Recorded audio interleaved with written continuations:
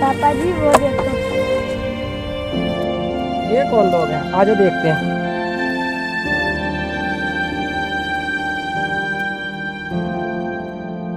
वो जो एरिया है उधर हम पार्किंग की जगह कर लेंगे और इस साइड हम स्विमिंग पूल अपना ले आएंगे और बाकी देखेंगे वक्त के साथ साथ हमने क्या करना है।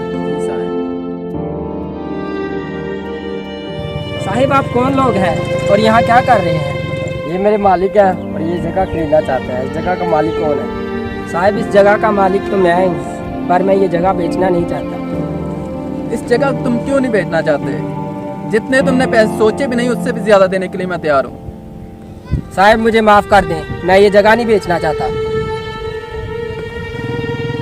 मेरी जरा बात सुनो, इस जगह को तुम क्या करोगे? वीरान ग्राउंड ही तो पड़ा हुआ है।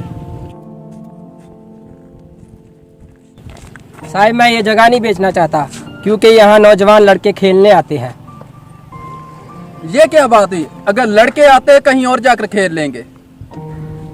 साहिब जी आपकी ये बात तो मैं मानता हूँ, लेकिन हमारे नौजवान पहले इस खेल से दूर हो गए हैं। सारा दिन घर बैठकर मोबाइल चलाते रहते हैं, पबजी खेलते हैं और कुछ तो नशा करने लग पड़े हैं। तुमने कौन सा सबका ठेका लिया हुआ है? जो कुछ करता उसे करने दो। तुम इस जगह के पैसे लो और जाओ अपना काम करो।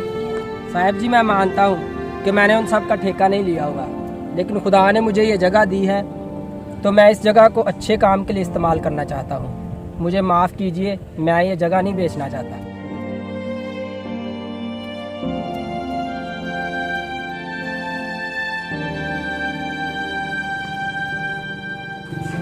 जगह तो नहीं मिली, लेकिन उस बंदे ने बात ठीक कही है।